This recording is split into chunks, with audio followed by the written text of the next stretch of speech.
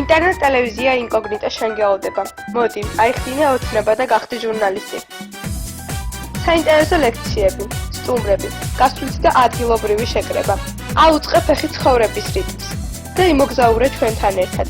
დაგვიკავშირდით ნომერზე 574500094. გვიყურეთ და დაგვიმახსოვრეთ www.incognito.tv.gr.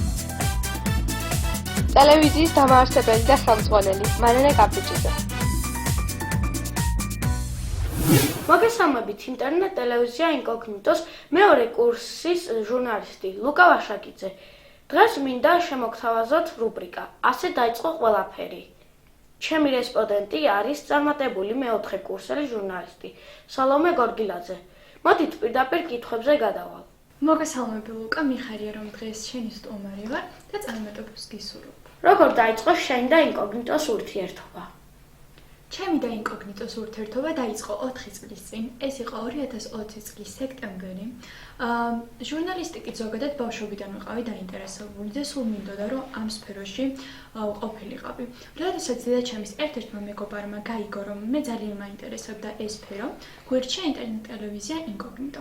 როდესაც შემოვაბიჯე პავილიონში, მივხვდი რომ ეს სწორედ ის ადგილია, სადაც მინდოდა რომ ჩემი ჟურნალისტიკის თავგადასავალი დამიწყო. ინკოგნიტოში საგამოცდები ყოველთვის განსაკუთრებულია. როგორი იყო შენი პირველი საგამოცდო და როგორ გრძელდება ის? ჩემი პირველი საგამოცდო ძალიან წარმატებული გამოდგა, მიუხედავად იმისა, რომ საკმაოდ ნერვიულობდი.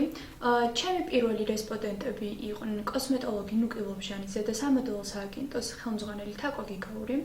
და ასევე შეუძლებელი არ გავიხსენა ჩემი პირველი საგამოცდოს ფოტოსესია, რომელიც ნამდვილად საოცარი გამოვიდა და დღემდე ვფიქრობ, რომ ერთ-ერთი საუკეთესო ფოტოსესია იყო.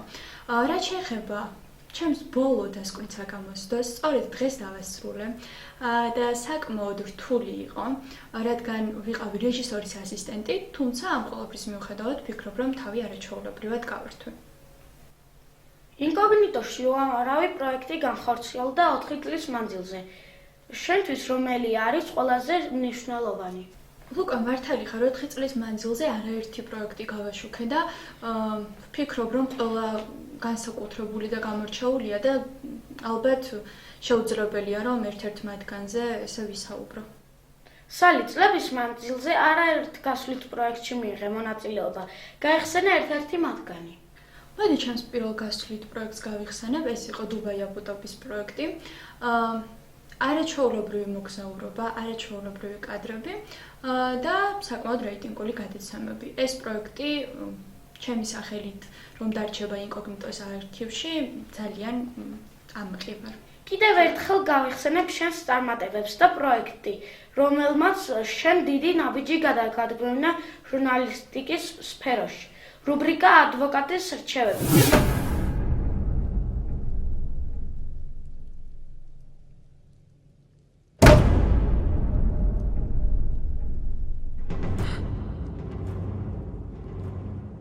გაიხსენე გადასაღები მოედანი და გვესაუბრე მასზე.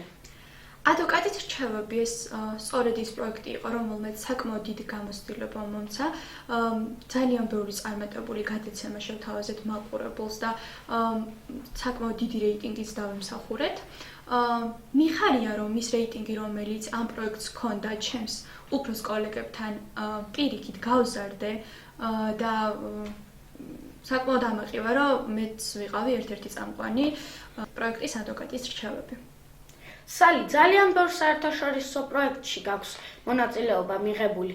გაიხსენე ერთ-ერთი მათგანი. საკმაოდ ბევრ საერთაშორისო პროექტში მაქვს მონაწილეობა მიღებული, მართალი ხარ, მაგრამ რთულია ეს ერთ-ერთი მათგანის გამოყოფა, იმიტომ რომ ყველა პროექტი განსაკუთრებული იყო და ჩემი აზრით ყველა პროექტში ვთქვი ისი თქმაც მინდოდა და მაყურებელმა ალბათ კარგად გაიგო ის მიზანი, რისთვისაც გავაშუქეთ ეს პროექტი. სალი, 4 წლის მანძილზე არაერთ გადაცემაში გიმუშავია. ხომ არ გაიხსენებ ერთ-ერთ მათგანს?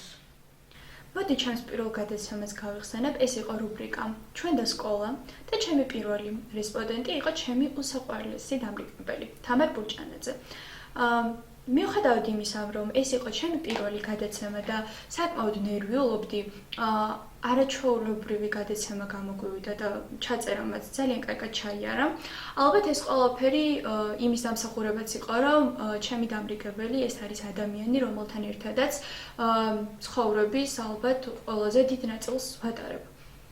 და ვფიქრობ, რომ ეს გადაცემა მაყურებელსაც ძალიან მოეწონა, რადგან საკმაოდ დიდი რეიტინგით ვისარგებლეთ.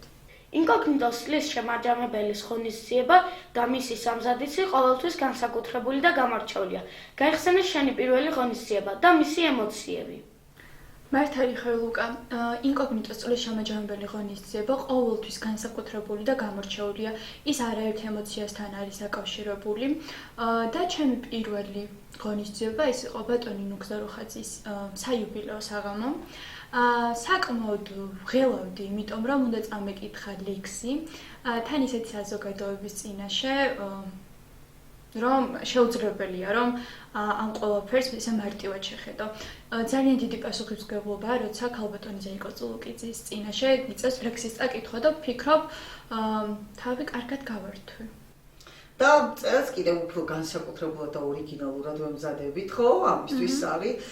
ესე იგი, ყავს ძალიან ბევრი კურსდამთავრებულები, წარმატებულები, რომლებმაც საოცარი საკურსო ნამუშევრები მოიტანეს და ვფიქრობ, რომ ეს საკურსო ნამუშევრები წელს პირველი იქნება, როცა განსაკუთრებულ სიტყვას იტყვის.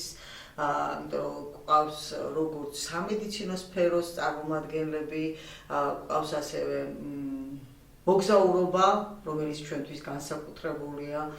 თვითონ სალი მილანიდან მოგვიტანე, ხო? როგორც ვიცი საკურსო. გვაქვს ასევე ესპანეთიდან პატარა საქართველოს ბარსელონაში, რომელიც 10 წლის წინ გადავიღეთ და დღეს განვახორციელეთ ისევ და გავაახლეთ, ასე ვთქვათ, ეს ფილმი და ნატა ჭედლიძე მოიტანა და მოკლედ დაელოდეთ ჩვენს ასე ვთქვათ, შემაჯამებელ ღონისძიებას, სადაც ლუკას წელს პირველად მოუწევს, ასე ვთქვათ, სტუმრობა, ხო? ლუკა შენთვის განსხვავებული იქნება და ძალიან მინდა რომ ყველა ბავშვი იყოს წარმატებული. შემდეგ ოსკაროსანი, ხო? შემდეგ ოსკაროსანი ყავს, მე ვფიქრობ, ჩვენი ქვეყნისთვის მართლა განსაკუთრებული პიროვნება. აი ძალიან მიყვარს, რა ვთქვა, აი ძალიან დიდი ყავს შეშეშებს ღონისძიება და განსაკუთრებით მოვიდა. სამწუხაროდ ბატონი სიკვდილი იყო, თვითონ ბატონი ძალიან მაგრამ დიდი ხოდა მიმოწვი ძალიან ბევრი ჯობია. ხო? არ დავეშალეთ. ეს მინდა მე ერთი ალბათ არავინ არ გამიგრაზდება და მეტყვის რომ რატომ თქვი განსაკუთრებულად საპატიო სტუმარი ბატონი ტარიელ ხალხელაური.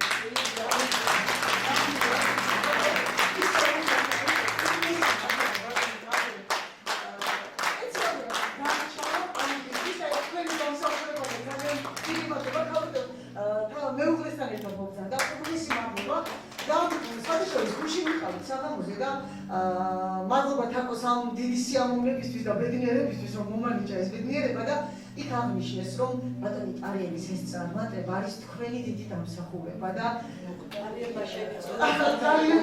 კი ნამდვილად როგორც არის მეორე ნახევრის დრო როგორში ძალიან დიდი მნიშვნელობა აქვს ამას ხო და მოდით მე ბევრს არ შეგაწყვეტ მოგცემ ბატონო ტარიელი და ალბათ აღმოჩნდეთ თქვენი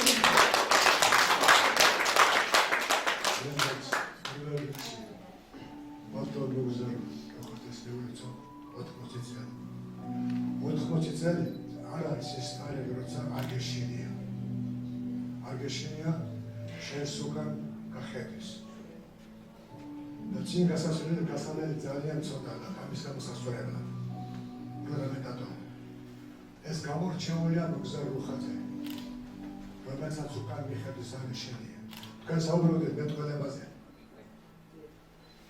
ერთადერთი მე ჩემდიდე აი მე იმედია ჩემმა გადასიურცემაც. და გადასიურცემაც. ისე როგორც მოგზაურუხაძე მეტყველებს. როგორ უნდა მეტყველებდეს ჟურნალისტი? არა აგრესიით, ბოლმით და სიძულვილით, არა. სიყვარულით, მაგრამ შენამოზებული კრიტიკით. აი როგორ უნდა იყო, ჩემი ასე ჟურნალისტი, ასე უნდა იყო.